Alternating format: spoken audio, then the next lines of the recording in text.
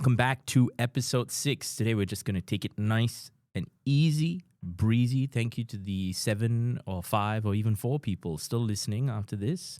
I want to start by saying a big shout out to Great Australian Pods on Instagram who randomly found my podcast, this podcast, and shared it. And I was like, wow, this is amazing. So thank you to Great Australian Pods. And a little bit of housekeeping to other people who use this studio. When I walk in, I want to see the equipment put back the way it is, okay? This is democracy manifest. And when you don't treat the equipment correctly, this is how empires fall, all right? I'm not going to start a whole Roman podcast. Someone else does that already. So let's get back to the music scene, the local music scene. With me today, good friend, masterful guitarist, and wonderful chap, Mr. Liam Wright of F.L.Y. Liam, welcome. Shagan, thanks for having us on Behind the Scene. And thank you for your kind words. I don't know if they're all true, but it means well, I'm sure. Oh, big plug from you. Thanks for having us, mate. This is unreal. This is it's been good. It's been good. We spoke about maybe having a yarn quite a couple of months ago. Right. And it's just taken a while to get everything up and running. You know, you've been busy. I've been busy.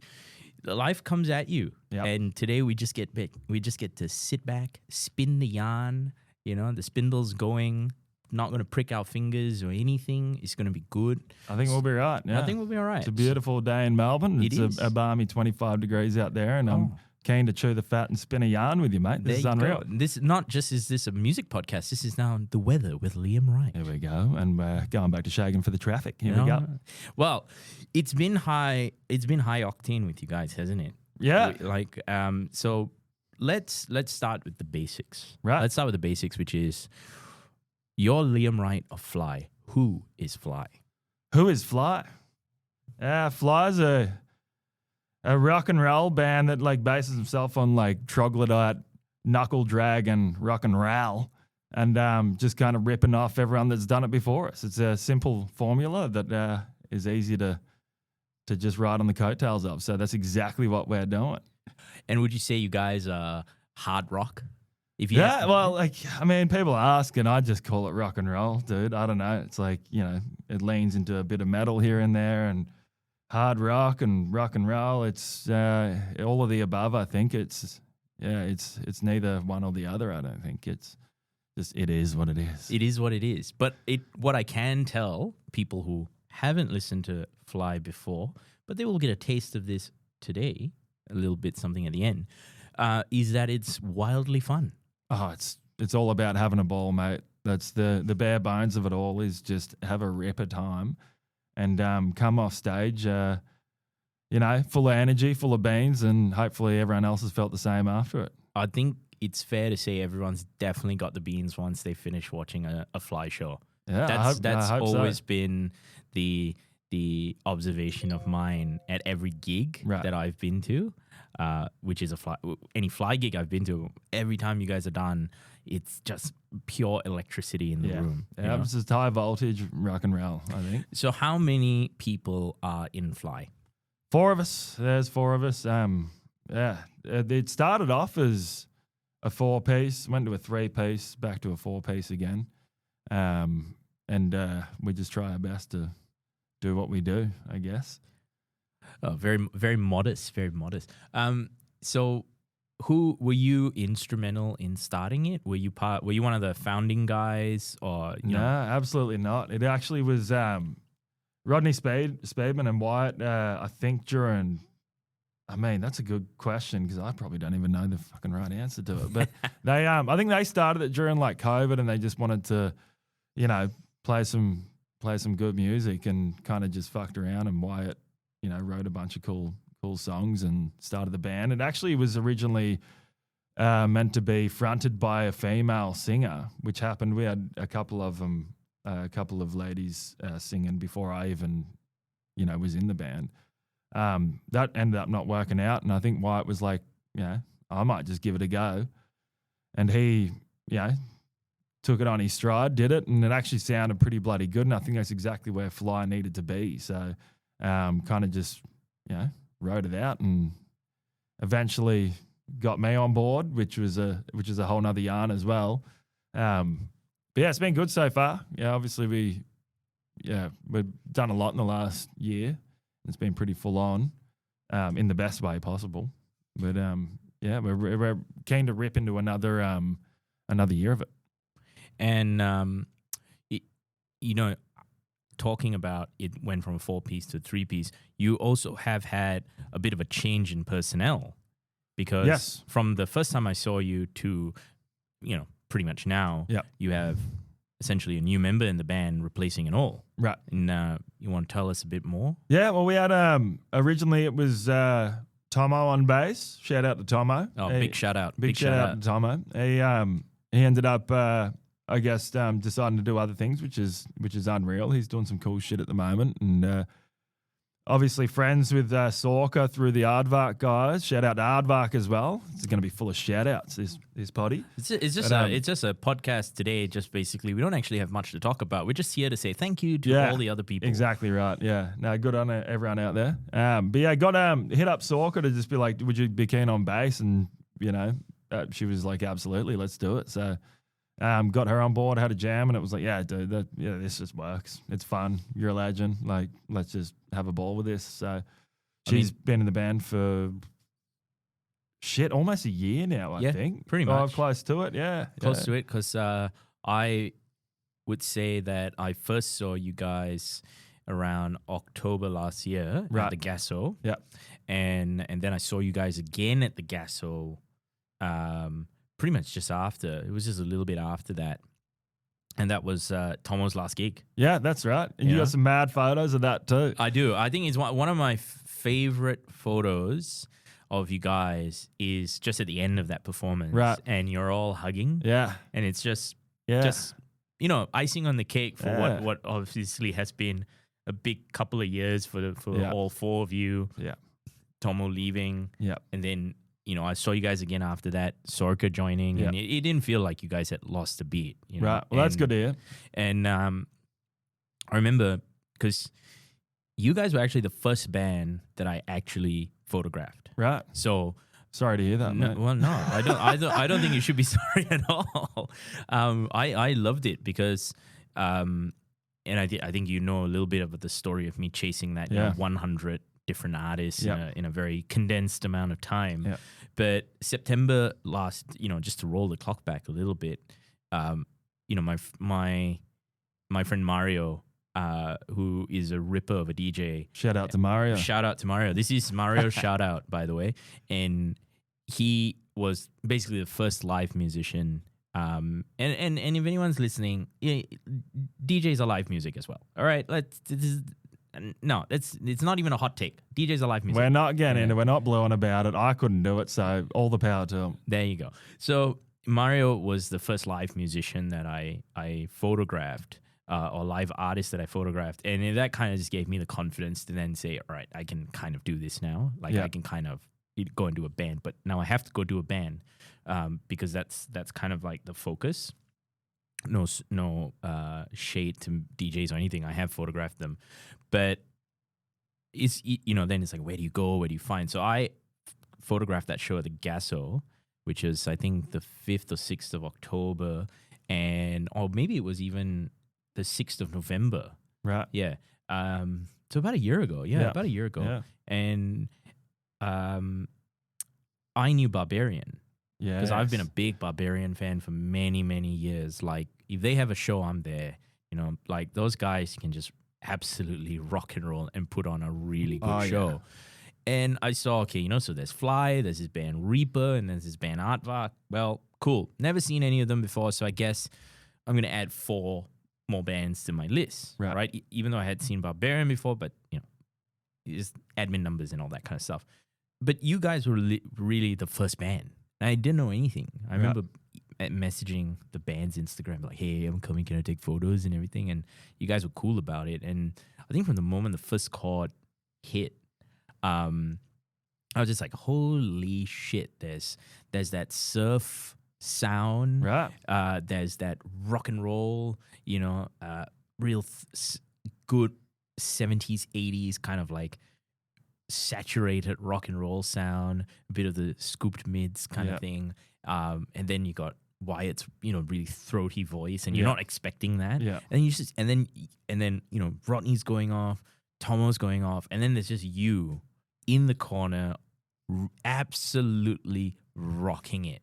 And I was just like, man, what have I stumbled into? This is great. Unreal. That's good to hear. Well, it's a Gibson and a Marshall with an A chord is like, you kind of can't go wrong, can you? No, you can't. Just turn the gain up, Yeah. past 7 and you're in easy street. Yeah. This will be very guitarist heavy chat. When you put 2 guitarists in the room, it's always very heavy chat. Well, on it's guitars. it's the only thing I can talk about. So that's handy. Yeah, well, I don't know the first thing about bass other than it has 4 strings and sometimes 5, 6, and even now 7. Yeah, pretty long bloody things too. Yeah, and heavy. Why would you even play it? So shout out to Soka. Yeah, good on her. Yeah, she's got the tough end of the stick on that one, eh? No, but she makes it look easy, And it's just been, so I've seen you 3 times. Right. So 4 times. Seen you guys 4 times. Twice in 2024 and then twice this year. Right. And I can say that each time it's just been crazier and crazier and crazier in a great way, in a really, really great way. And I've enjoyed getting to know each of you. But how do you, to roll the clock back, not just to 2024, how do you slot in to F.L.Y? What's Liam's story coming into F.L.Y? Oh, it's quite a funny one because I've honestly been, I guess in the scene. That's a quotation marks for that for only a couple of years. Like I've only lived down here for nearly 3 years. I moved down from Queensland, about 3 years ago, and I knew Speedy and stuff from he was playing in bands back in the day in like Brizzy and the Sunny Coast and stuff like that, and knew him through he was in a band called Hobo Magic. Shout out to Hobo Magic.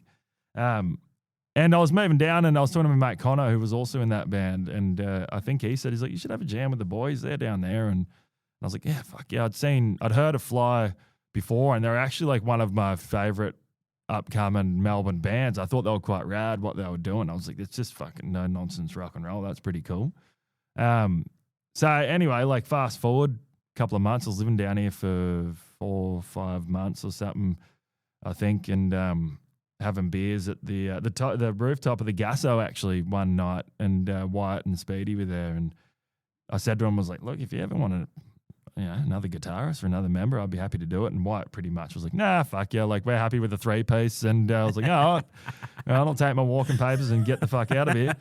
And ended up being a couple of mates had come down from Sunny Coast as well a few months later, and we just demolished an ungodly amount of Guinness at the retreat one afternoon, and ended up jamming in some bloke's house at 3 a.m.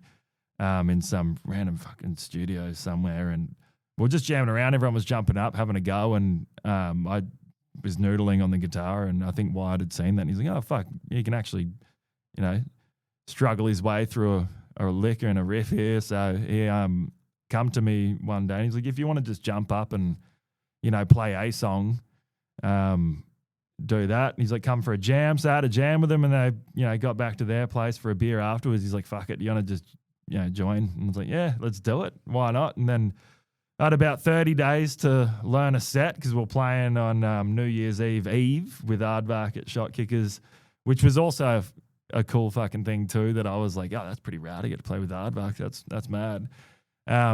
30 days to learn a set, and then another following couple of weeks before we recorded the album. So I was kind of thrown in the deep end there without my floaties, but I think we somehow managed to pull it off. But that's essentially the yarn of how it came to be, I guess. That's pretty rad, because I think again, to sort of just give people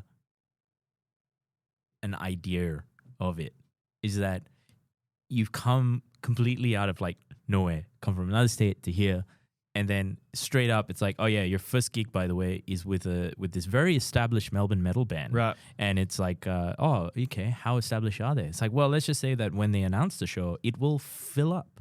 Yeah. And it's like, yeah, here we go. Well, I'd seen them once before. I think they opened for Stalker at, I think it might have been maybe the Bendy or something. Anyway, I can't remember. But I'd seen them, and I think Wyatt had said, he's like, check this band out. Like, they're fucking mad. And I'd first song I heard, I was like, oh shit, that's unreal. Fuck, we're tooting horns here, aren't we? Yeah, well, blowing this is smoke just- up this every is orifice. This is terrible. People are just Shocker. going to be just. Yeah. Oh. Anyway, yeah, and I'd seen them play, and I was like, yeah, they're unreal. What a cool thing! Like just to harness that early trad metal sound is like I haven't seen anyone do that for quite some time. So to get on the bill with them first show was pretty unreal. Yeah, it was a cool thing. Nervous? Shit myself, yeah. Yeah, absolutely. Yeah, I didn't know what the fuck I was doing. Like because before that, like I hadn't even really played gigs before or anything. I'd always played guitar, but like I'd never really played a proper show or anything. So I was kind of just like couple jams in the room and then like jump up on stage, plug in and play. Good luck to you, mate. See you on the other side.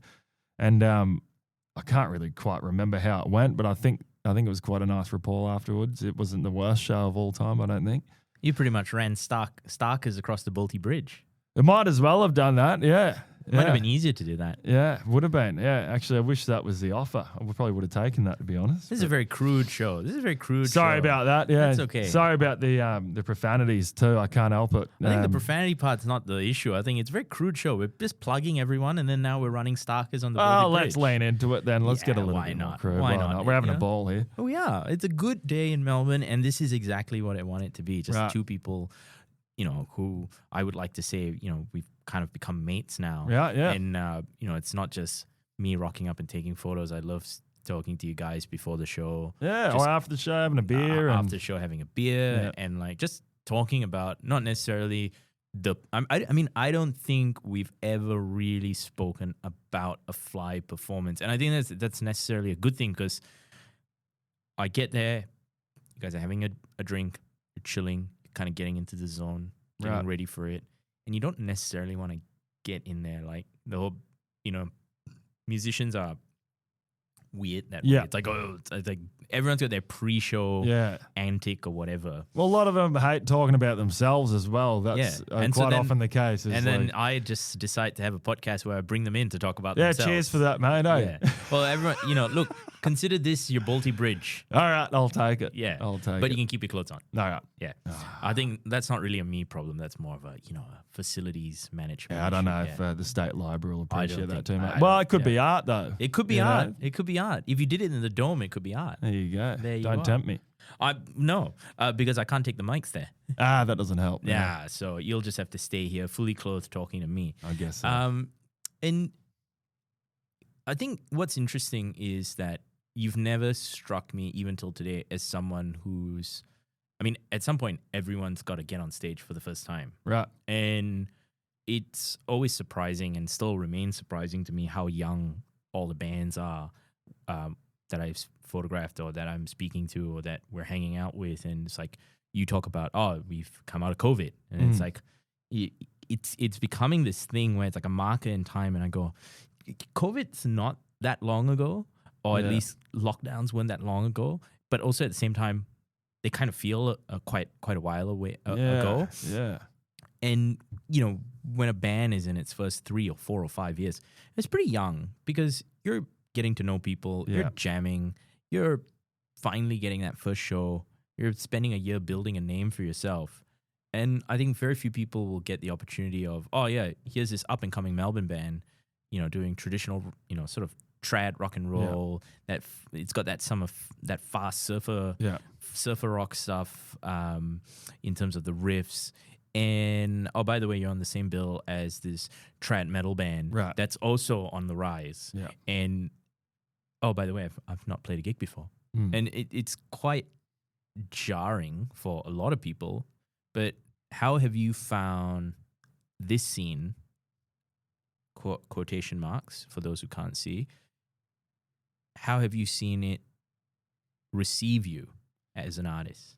Fucking unreal. Yeah. It's like, it's been nothing but positive energy from everyone I've spoken to. It's a great thing. It's like where I come from, there's not much of a scene really. Like, I guess Brizzy's the closest, joint to, a scene. Where I come from on the sunny coast, there's not much of a scene with metal and rock and roll and any of that, heavy music. I think moving down here is quite blown away. It's like, fuck, you guys have got it going on down here. This is unreal. Like, and I've always heard about it down here being such a it kind of is the place in Australia, I think, for it to happen for people, or for people to create and not be super judged, or whatever. People are, and there's a spot for everyone, right? There's a spot for everyone in this place we call a lot of people call home. It's been well received. People are. The thing is too, it's like just people love just having a beer and a yarn and that kind of thing as well, which is great. And it just happens to see a cool show that night, or whatever it is. But it's been great. To answer your question, it's been pretty easy going. It's cool too because everyone's fucking lovely. Everyone goes out of their way to come and tell you, they really liked your shit, or to just say, oh, good show or whatever. And, there's none of that tall poppy syndrome crap or whatever. Not that I've noticed anyway. It's been unreal. I've really enjoyed it. I've enjoyed the ride so far. Yeah, and I think it's like sky's the limit for you guys, really. Now, a lot of things on that ride that I want to talk on, but the first thing I want to start with is a little bit about your background, because you didn't grow up in Melbourne. Yeah, we've established that, and you've moved over from sunny coast. And like growing up, were you not necessarily surrounded by a scene, perhaps, but were you surrounded by rock and roll? Was rock and roll something was it always been there from the start? Absolutely, yeah. It's I grew up in it's not that little, but a little surf town on the sunny coast called Noosa. But I grew up, out of that town, just in a place called Tewantin, and it's just kind of chill suburb kind of stuff, not much going on. You grow up in Noosa, you pretty much, end up surfing or fishing, or, you become a tradesman. But my old man was a big influence on me growing up. He had, 4 English Wharfdales, one in each corner of the house, that were bigger than me for most of my childhood. And every Friday, Saturday, Sunday night, there was a bunch of fucking rock and roll playing through those things. He was a massive influence. You couldn't really escape it. I'd bring mates over for sleepovers as a grom, and they'd be walking through the house plugging their ears because there'd be, Acca cranking, or The Angels, or Rose Tattoo, or Chisel, all those great Aussie rock bands. So that's what I cut my teeth on, was those great Aussie rock and roll bands. Big Australian band that I'm actually really into and have been listening to a lot lately over the past couple of months has been Midnight Oil. It's a fucking great Just band. Great band. Yeah, and great band. And the sounds are great. I mean, that for me is like traditional rock and roll. Yeah, yeah, me too. Yeah. And that's the thing too. They've got a lot of a message as well, which is cool. They've got a lot of shit to fucking a lot of shit on the liver they want to get off and talk about. And I think they've used their platform in a cool way to really, spread a message. So 2009, obviously we have the big bushfires in Victoria, and 2008 really, and then 2009 there was sound relief that was done at the Melbourne Cricket Ground, and Peter Garrett, frontman of Midnight Oil, got up on stage and sang, and he was a member of Parliament at the time. And I remember watching the video on YouTube of their performance at Sound Relief, and someone from Austria had said, any country that can have Peter Garrett become Minister of Education and Minister of Environment can't be a bad one. Yeah, well, I was like, fair enough. Fair point, eh? I think it's a very rock and roll thing. Yeah. To be like, I'm going to go and be in this band and then kind of like push on and do these other things. Right. And so I really like Midnight Oil. And, again, they're another band from, not necessarily from Victoria, but I believe they started in New South Wales. I'm not sure, but you need to double check that. I'm sure someone will violently comment when they eventually find this podcast and be like, no, they started. You'll know about it. I'll be informed. Absolutely. So rock and roll's just always been there for you. It couldn't really escape it when I was a grum, to be honest. It was my old man's got some bloody good taste in music, and I just remember it always, whether it was cranked through the speakers through the house, or I don't know if you remember a shop called Sanity back in the day. It might have been a Queensland thing. It's, I guess, a music store sold CDs and DVDs and whatnots, or even Dad would pop down to Hardly Normal, old Harvey Norman, and grab some live music DVDs. I remember him coming back. It might even be my sister and him had come back with AC/DC live at Donington, and I think that was about 2005 for me. And he it was.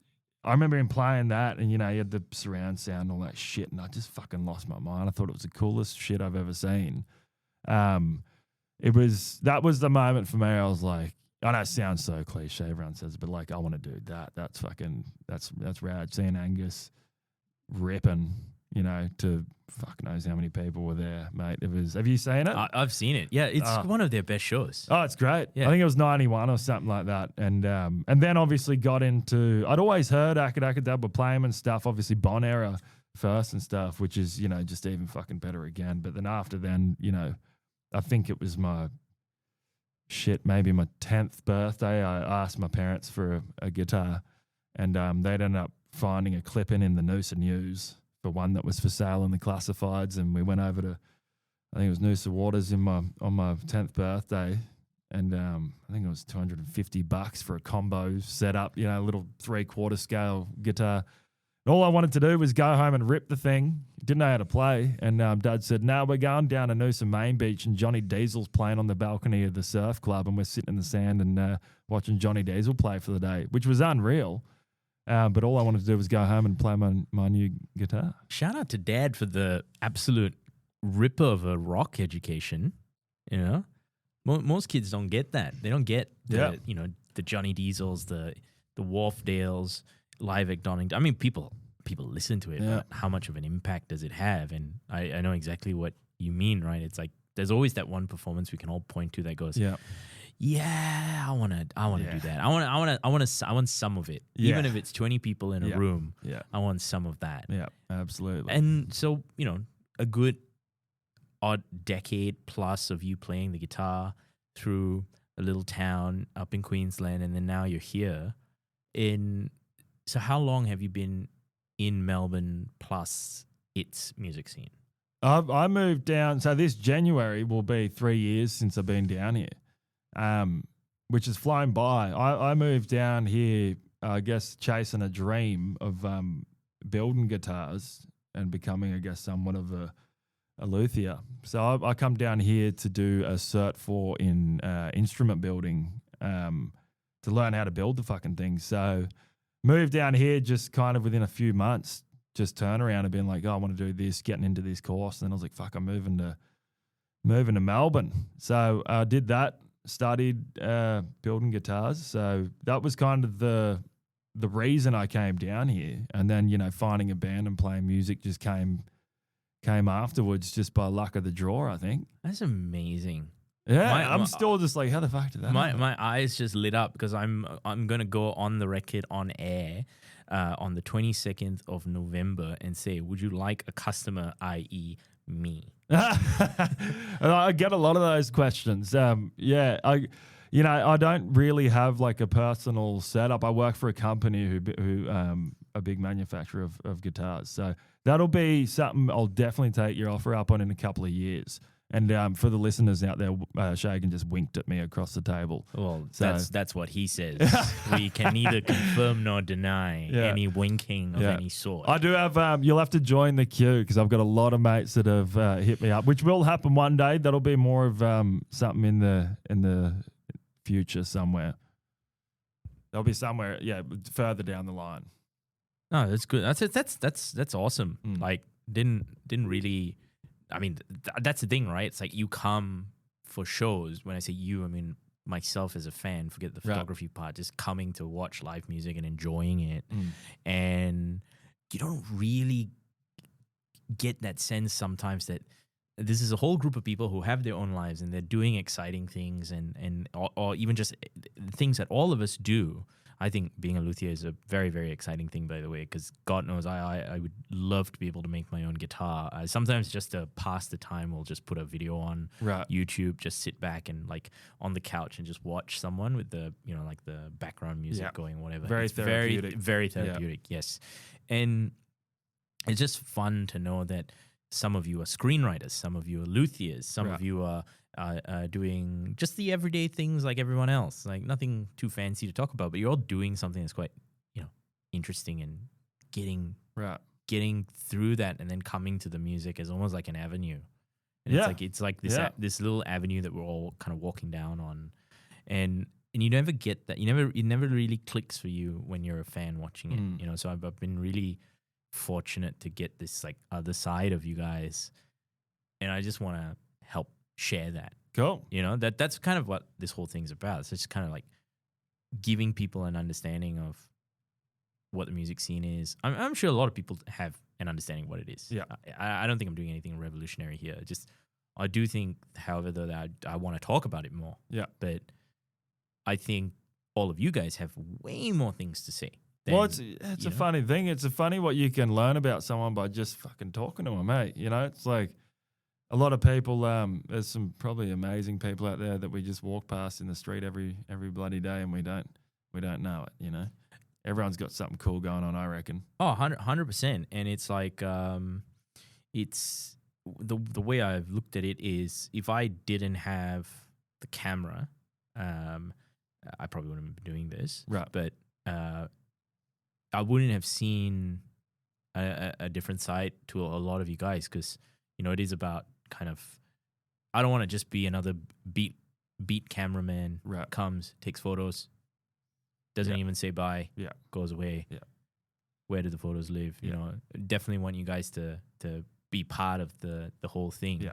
I think you do a good job of that too, because you're not, like you said, you're not just, you know, taking some shots and then buggering off and, you know, here's an email or, you know, here's a post and they'll tag you in this cool photo I took of you. You like, you know, having a chat afterwards and getting to know the people, and Exhibit A right here.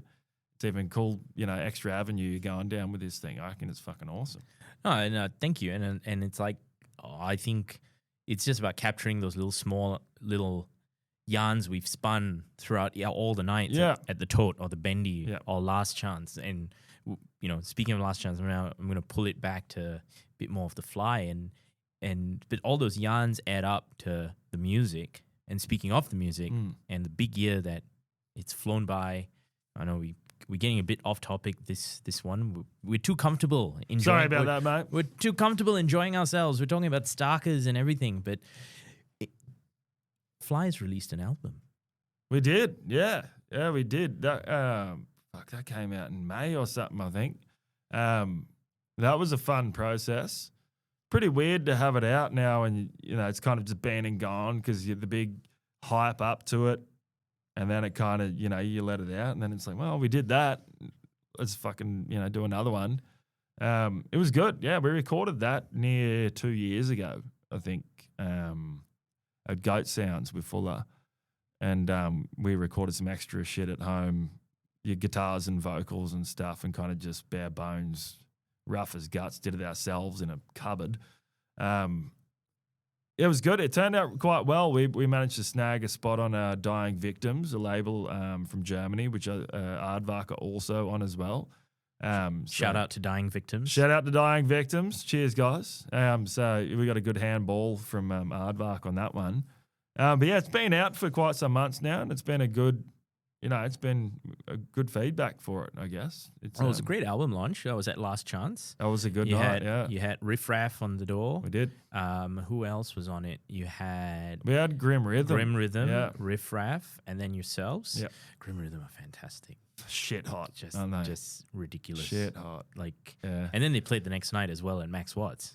They know what they're doing. Yeah. That's for sure. Yeah. It's just unreal how much talent runs in that family. Oh, yeah. Yeah, you're absolutely right. Yeah. But the album came out, I remember, coming to shows, and then you get into the music and you're like, oh, I can't wait for this to happen. And then you get a glimpse that it is going to happen. And I've enjoyed the album. Thanks, mate. I've really enjoyed the album. And, I still listen to it. You know, Cool. it's not one of those things where it's come out, I've listened, yeah, great, I'll just go to a show whenever. No, I still, I put it on. Sweet. It's on my listening rotation between all the other bands that I'm watching and photographing, and it's just fun. It's a fun album. Well, I'm It's- glad someone's still listening to it. That's nice, mate. just Thanks that for one guy ticking the streams Yeah, out. I see one tick over a daily, so I appreciate that, mate. You're most welcome. And with doing the album, you would have been pretty much join the band, play at the gig, and then, all right, we're into the album writing. Well, the album was already written. Right. The album was written in full before I even joined the band, which was fucking lucky. So yeah, I think December 30th or whatever it was, I played the first show with the fellas, and then I think it was maybe 2 weeks after that we're in the studio recording it. So whatever that is, 6 weeks or so, I had to learn the songs. I'm pretty sure from memory I didn't even get to learn them all. I think fucking Wyatt ended up playing a few of them because I just didn't have the time to learn them. It turned out all right though. Recorded it, in like a live setting, and then we dubbed some guitars and stuff and did like I said earlier, the vocals and lead solos at home. And then, it took a while for a turnaround. We searched for a label and ended up somehow getting onto Dying Victims, which was unreal. And they, did all the fucking hard work. And and then it's out now, and we're ready to record the next one in a same time, January next year. Oh, very nice. So just obviously for an FYI, we're recording this on the 22nd of November. There you So go. potentially this will be just towards the end of December when this comes out, mid-December. And Right.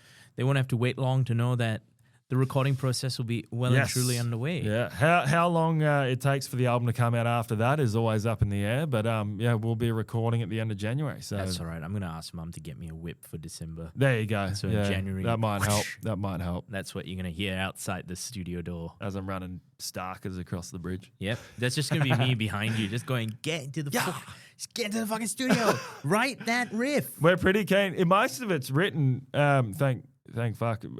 Wyatt, also known as Willie Cox, he shits out riffs, mate. He shits out songs somehow. Just it's the formula's already there. We just hoax all our ideas, I guess, of your Motorheads, your AC/DCs, your Priests, all that kind of stuff. It's just to come up with one good riff, and you can just build off that essentially. But you do, even though you take the inspiration from your Motorheads and your AC/DCs, it is very much Fly's sound. It's very, it's unique in its sense. Once Cool. you listen to it the first time and you go, okay, cool, I've kind of okay, what's going on? First time you listen to any new band, you're always like, what's going on? Right. Is this nice? Does it hit me? Am I grooving? Am I moving? What's going on? What's happening here? What's the drummer doing? What's the bassist doing? It's actually quite a big sensory experience. And then once Cool. you get into it, you kind of go, yeah, I've kind of have heard bits and pieces Yeah. of, okay, that's almost a little bit surf rocky. That's almost a little bit, like that particular AC/DC Yeah. album. It's almost a little bit Mhm. like Ace of Spades from Right. from Motorhead, and but it is very much your own sound. And I know what you're saying, because you're always taking inspiration from somewhere. But do you find that a problem? That you seem quite certain of what the music is, in that Yeah. you know exactly where it's going, you know the direction, you know the style, you know what you're trying Yeah. to do. You now have an album out. Yeah. Is it harder now to stay on that path than it was before? I don't think so. It's like the direction we're going in with the new album is probably a lot more speed metal, but obviously with the blend of just that fucking rock and roll in it as well. We've talked about it before amongst ourselves, and I guess the first album's kind of like 1978, right? And then the next album that we're about to record is more like 1981. It's like when rock and roll turned into heavy metal, it's kind of going in that direction a little more. So we do have a lot more chuggy riffs and a lot more fast-paced double kick chaos going on in this new album, which is exciting because Yeah, it's good. It's easy to blend the two together. I feel like they kind of go hand in hand in a way without being one or the other. I think that's the beauty of, I guess, our sound is it's, the rock and roll heads can love it. Like a lot of our people that come up to us after shows are the older blokes that are like, fuck, people. I haven't seen people do this for quite a while, and then you've got the trad metal kind of essence of it too. Like a lot of the newer songs we've written, a lot more in that vein as well. So I don't think it's not a super difficult thing. Like I said earlier, it's like if you can just write one kind of decent riff, it's quite easy to build the structure of a song off the back of that. See, I again, just to add only to it as a guitarist, I actually struggle. I find it easy to get a riff out, the first 30 seconds of Right. it, maybe the first half of that riff, and maybe a resolution of it. And then sometimes I'll be like, fuck, I'm struggling of where to take this Right. now. And I, as you said, there's a formula to it, but even then in that formula, sometimes I do very Yes. much struggle. So I have a lot of respect for the fact that you guys can do that. And I'm sure that there's ups and downs in the writing process, but you guys make it look very effortless. Well, essentially, it's Wyatt coming to us with an idea of a song, and most of it's fleshed out already. Like 95% of it's done. And then, we'll jam it. He'll show it to us in chunks. And whatever ideas we have, we'll, throw at each other and I guess get it, finalized in the room. But most of it is already done from Wyatt before we rip into it. So even with, so you have the first album was essentially written before you joined, right? And you had, we'll just build a bit of a brief timeline. First album's already written before you joined. Tomo, Wyatt, Rodney already rocking it. You come in, play the show, play for about a year, swap over in basis, Right. launch the already written album with essentially two members of the band who I don't want to say didn't contribute to the album. That's not true. Because Sorka's contribution is very much the live performances of that album. Of course, yeah. And she's got to capture that essence, and then she will add her own style to it, and she just does a brilliant job. Yeah. Always enjoy watching her play. But that's the first album. Yeah. That's Fly or Die. Mm-hmm. And now you're going into the second album. So now there's a bit more of skin in the game for both you and Sorka. And do you find like, okay, now I have, Liam Wright, have something more to say. I have something to add here. Yeah, I just think the confidence, or not the confidence, but I guess the confidence, yeah, in my playing and my abilities, and even backing yourself a little bit more and knowing how a song should go, or if if it needs a bit that sounds rad or is going to be rad, like we'll talk about it and go through it. And a lot of the times it ends up, make it in there or we scrap it. I think that's a big part of it is just, I didn't fucking know what I was doing the first time around, So this time around, I kind of do know what I'm doing a little bit more. And just even song retention, like remembering bits has been a massive thing for me. Now I notice I can click on pretty quick and learn a song quicker and remember the song quicker, and the jams go smoother. And so essentially the process is pretty easy once we're in the room. Like it's not a struggle. I don't think it's never really been a battle or anything like that. That's good to hear, because like sometimes, it can be a bit daunting when you come into a band and there's already material. And I was like, okay, we could play the material. Please. I'm just going to make this sound very sort of cut and dry. It's like, thank you for joining. The material is here. Go, please play the material. Yep. Yes, so don't worry about who is on the bill. Just play. And and by the way, now we're going into material number 2. There are some ideas, and please write into the suggestion box. But it does take a lot as someone in the music scene, in a band, to say, okay, well, I've got something to say here. Not in a aggressive sense of the word, just I have something to say here, and starting to put more of your imprint on the next record. Right. But also, because you guys are so much closer to the people who watch the shows, the older blokes, the the trad metalists, if you want to call them that. Even just the random someone, the one person who thought, oh, this tote place looks, pretty cool. Let's go in there. And what's going on over there? And it's just 4 people playing good old fashioned rock and roll, and then having that transition into a bit more speed metal. Is there that nerve that you might lose a few people along the way, or is it very much like it's like this is what we're gonna do, guys? At the end of the day, you just got to do what you fucking enjoy doing. It's like you're doing it for people to like. You want people to like it, but if you don't like it, then what's the point? It's like we're just doing it because we think it's rad and we think it's cool. And you want to be that band that if someone does walk into the pub, if I walk into the pub, I want to look up and go, fuck, they're pretty cool. I'm going to sit for a beer and, check this out. That's kind of our mindset. It's like, just have a fucking ball while you're doing it. And if we like the music, then like-minded people should like the music, right?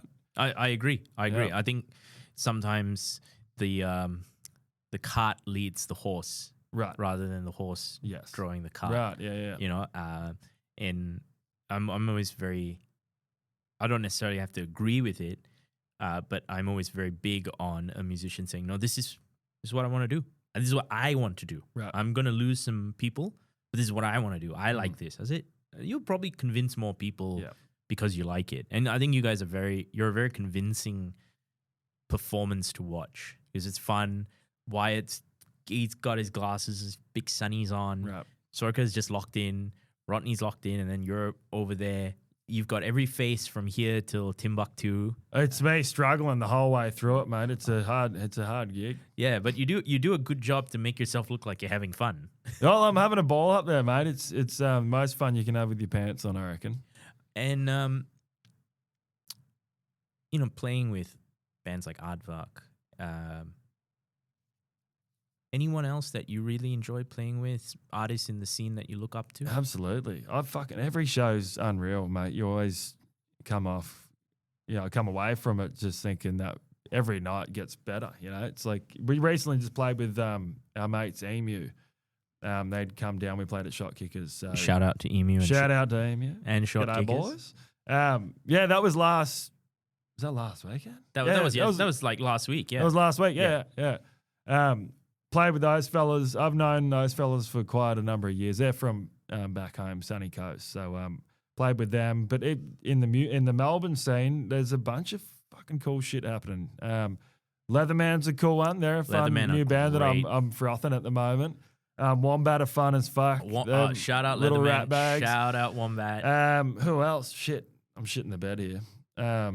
It's a Dumb Punts, Coffin. Yeah, all of that. All of that stuff is It's fucking cool. Every Play bill. Lunch as well. I haven't heard of Play Lunch. Oh, dude, Play Lunch. Go and check them out. Shout out to Play Lunch. Shout out to Play Lunch. Yeah, they are a great band. Yeah, there's plenty getting around, mate, and it's unreal to see that the scene is very much kicking. It's breathing, and it's got a lot of legs in it. Do you because there's a lot of talk. Today's the 22nd of November. I think it was just this 26.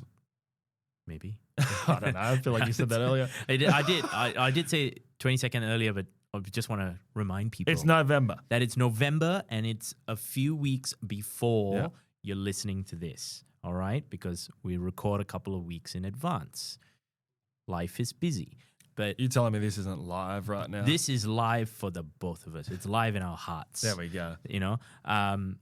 But I think the ABC posted obviously there was the Public Figures gig that, unfortunately did not turn into the Amel and the Sniffers gig. What a shame. Shame. And then I think just a week after that, so this last week, it's been, a bit of talk. I think the ABC interviewed Shane from The Tote, and it was like, what's happening with the music scene? And we know that the music scene it's tough. Things are expensive, blah, blah, blah, blah, blah. Yep. But standing out on that stage and looking out, do you see a landscape that's struggling to breathe, or one that's kind of slowly just kind of bubbling back up to the surface? I think that's good. I think the only problem is sometimes there's too much shit happening on the same night. Like I've noticed that quite a few times. You play a gig and you're like, well, fuck, this is on as well. So, and it's almost a similar show, or like a bill of, you know, rock and roll or metal or whatever. And so you're almost just fighting to get people over to your show, or people are going to go to the other one. That's but I think it's healthy. I think it's alive and well. People who love it are gonna love it, and they're gonna fucking rock up and do it. So, I mean, I don't know what it was like before, so I can only speak for the last couple of years. In the last couple of, but that's your experience, and that's important. You know, it's there's no point telling you, oh well, Liam, you don't know what you're talking about. It used to be much better 10 years ago. Yeah. Well, I'll get that guy, you know, or person on, of course, right? Yeah. From 10 years ago, and I'll have their opinion. But it's your view. You're the one who has to play these shows. You're the one who has to look out. You're the one who has and in saying that, that's not a bad problem to have. Too many shows, like thank fuck, there's shit happening all the time. You know, that's a great thing. And it's not like I'm like, oh, you better not go to that show and come to mine. I don't give a fuck. But it's a good problem to have, because there is still venues doing it. There's music all the time, and you know, you can any night of the week or the weekend, you can find something that's happening if you're into it. You know. Well, I think like I tell people this all the time. I was like, if you pick a night of the week, I'll find you something. Yeah, absolutely. And it's not just me. There are plenty of people out there who are basically aggregating all this information and just giving it out to you. I mean, again, shout out to Great Australian Pods. I didn't know that there's this wonderful person. Now her name is, I think it's Cherry, right? Or Sherry. It's Chery. So. Yeah, I'd be confused with that one too. I'm a little bit, so apologies if I've mispronounced your name. But she runs her own website, Great Australian Pods. Unreal. And it's just like every day she's just shout-outing and, you know, giving a small platform to people on her website. That's great. What a great all these thing. different Australian podcasts. Yeah. I had no idea how she found me and everything. And I got my little 2 seconds of fame on her website for the day. Yeah, good. But I was just like, well, you know, so there's always, as you said, there's like, if people love it, they're going to do it. Yeah. And if people love the music scene, they're going to come and enjoy it. Yeah. It's all about, you know, what's the saying? Rising tides lift all ships, you know. You got to, you know, if you back something and you love it, tell someone that, or, you know, spread the word. You know, it's all word of mouth as well. And it's, you know, it doesn't hurt to just fucking boost someone else up, or give someone a handball here and there to, you know, shoot a goal. I think it's a healthy thing. Would you what's the biggest thing you want from people coming into the music scene to do moving forward? What's something that you kind of want to see more of? That's a good question. Can't say I've ever thought of that. I think just young people getting into it, or people thinking, I've always wanted to do it, but haven't, you know, made the effort to do it. There's a lot of people sitting at home on their couch or whatever, noodling around, amazing musicians that just don't get up and give it a crack. I think that's, the biggest thing is just fucking give it a go. You might surprise yourself, or you might find out it's not for you, or whatever it is, but you fucking gave it a go. I think, there's a lot of people that could use that, I think. And would you say we're a forgiving crowd of people in this music scene? Welcoming and forgiving? Yeah, I think so, absolutely. I haven't had a shit time with anyone. Everyone's unreal. Yeah, I would agree with that, absolutely. I mean, you don't have to agree with that. It's just curious to know what your perception and your experience really with this scene has been. In that, has it been a good one? Has it been a bad one? And again, you know, there's many ways to say if it has been a bad one without pointing fingers. I necessarily haven't. I think obviously the most frustrating thing, and I think we can probably agree on this, is if someone says they're going to come to your show and then they don't rock up. Yeah, I mean, that doesn't really bother me, to be honest. I know what you mean, though. But if one person's there, I'm stoked, you know? Like, if I don't look at, obviously you want as many people there as possible, but I mean, I wouldn't say it bums me out when someone doesn't come or whatever. I know what you mean, though. But yeah, I wouldn't say it's a massive deal for me. No, it's good. I think it's good because it is probably the biggest gripe for a lot of musicians is that, well, local ones. Okay, I'll come to my show and so yeah, oh man, yeah, when is it? And they'll ask you every question about when, Right. where, what time, Yeah. and then the day comes and it's like they're not there, and you're like, man. I mean, I've done that before as well, like where it's just super keen at the time or whatever, and then something happens or something comes up or you're busy or whatever, and that's why I life always happens. say I'll make it if I can. Yeah. But yeah, it's as long as they're buying the ticket, that's all that matters. Yeah, same. What was it? The guy at our last show that we played in with my band Bleeding, at my band Bleeding. It's not my band. I play in it. Right. But the guy at the door was like, "Oh, you had like 10 no shows." I was like, "Doesn't matter, bro. They bought a ticket. Yeah. Give It's me that. all about money, man. Give me that. Give me that bank. Give me that bank." Give me that cash. And he just gives me $1. That's Thank you very much. sir. more than I was expecting anyway. Thank you. Yeah, no, I haven't had the I haven't fortunately been blessed to see you play yet. I think last time I was moving house or something like that. I can't fucking remember. Well, don't worry. I will always shoot you an invite. Yeah, it'll happen. It will happen. How's that all going? It's good. Yeah. We had band practice this morning, and Right. that was fun. And then I, rushed back to drop everything off, unpack, do all that fun stuff. And then, I was like, now I'm gonna go and spin the yarn, Chew the fat, chew the fat. wag the chin, if you will. Oh, why not? I'll move any part of my body that requires it. You're a busy fella. Oh, That's too much for me on a Saturday. Well, it is it's the life. It's Yeah. that cycle. Yeah. Last night I was at Cherry Bar watching Boulevard of Eyes, Right. and they were, it's their first Australian tour, and they were great. I'd met them earlier in the day at their meet and greet. Lovely people. Matt from Bellicera, who's the bassist. Shout out to Matt and shout out to Shane Evans and Doug from Rare Records, and Cherry Bar as well. Like Cherry Bar is just always a good time. Can't beat the old cherry, eh? Yeah. I've always looked at that fucking handwritten letter from Bon Scott framed up on the wall and just gone, oh, that would look way better on my bedroom wall. It would look better on my bedroom wall. I think so many venues out there are ready to platform. You talk about great musicians sitting down at home and noodling and just not sure whether this is for them and giving it a crack. And places like Cherry and Last Chance, they're ready to say hi, and they're ready to say, yeah, come through, give it a crack. It's the best place in this country to do it, I think. Right here. Yeah, it's if like it's rock and you're going to be roll. welcomed with open arms, I reckon. If anyone's thinking of just giving it a crack, just do it. What are you going to lose?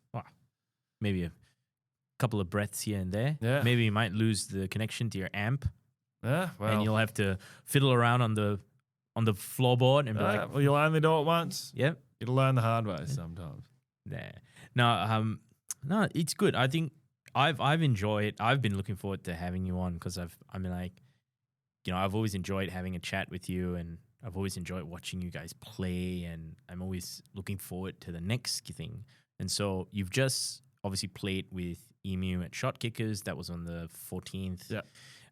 We played with Giant as well, and Shadow Tussle, who were fucking unreal as well. Shout out to both of them. Yeah, another This shout out. This is the Shout There Out you go. podcast. Welcome to the Shoutcast. Shout And then you've got the album coming, the album starting, the recording and the writing and all that kind of stuff. So what else can people look forward to with F.L.Y? Shows coming up? Yeah, we're kind of we've got a show at the oh fuck, this is terrible. A show at the Tote with Private Function. Live for the Tote. That's the one. 21st of Jan. Aardvark, I think Ed organised that. He did. So we're gonna raise some coin for fucking the best pub in Melbourne. There we go. There's a few. Who else is on it?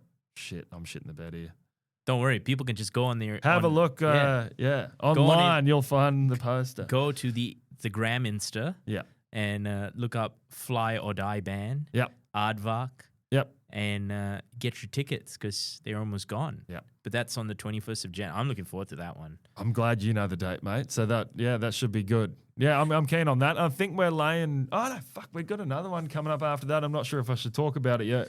Well, we'll keep that one a secret. We'll keep that to ourselves. Yeah, we'll keep that to ourselves. No, you can tell me after and then I'll walk around with that secret in my back pocket, and go. everyone will be Just like, for you, mate. yeah, everyone will be like, why does he get to know? Yeah. I'm just double checking the date actually, just to make sure. It's somewhere in there. It's in January. I know it's January. It's in there, and I've got my ticket. Oh, thanks, mate. Appreciate that. And you can no-show if you like. It is where is it?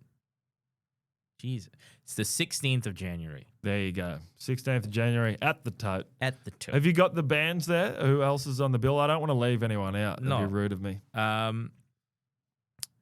We've got Private Function, Cool. Aardvark, Hell yeah. Elvis 2, That's right. and Fuck, mate. Fly. Oh. There you go. Yeah, good. There you go. Be there. Yeah, Or be there. Square. Absolutely. Before we say goodbye to what has been for me a very enjoyable day, very enjoyable time. How do you feel Melbourne has been to you over the 3 years in terms of making you into more of a musician? Yeah, it's definitely been the most inspiring journey I've endeavored on. I've definitely got more of an itch to just play music, even write music, the whole thing, play gigs, meet people, meet musos. It's a very inspiring place because you never leave a gig going and upset about it or whatever. I'm always leaving there or watching a band going, fuck, can't wait till I get up there again. It's a great place for it. I think it's unreal. And everyone should get out to a show whenever they can. Go see some rad fucking local music, support the scene, buy a shirt, buy a CD, or even these classic fucking venues that we've had a bit of bad luck with in recent times. Just go buy a beer, support them. Come to a show. Just support it in whatever way you can. There's a lot of free shows out there too. You don't have to spend a dime if you don't want. Have a couple of cups of goon before you leave the house and prep yourself, and I think you'll be right. There you go. Yeah. Liam, thank you very much for coming on the show. I know it's been we've been slow walking our way to this one, but I've enjoyed it. I hope you've enjoyed it. I've had a ripper, mate. I want to say I really appreciate having me on Behind the Scene. There we go. Thanks for having us, and it's a fucking cool thing that you're doing, mate. Keep it up because I think the scene needs a lot more of this. Well, this kind of stuff. I think we're both lucky that there's plenty of people out there. Yeah, bloody oath. So I'm gonna play us out with a little tune from F.L.Y. Righto, let's do it. All right, Liam. Thanks. All right.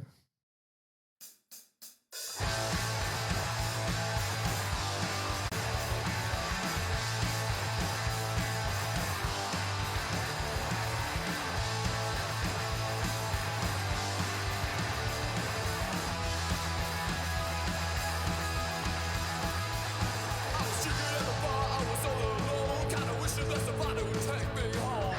of a sudden, you came up to me, then we got talking, now the rest is history.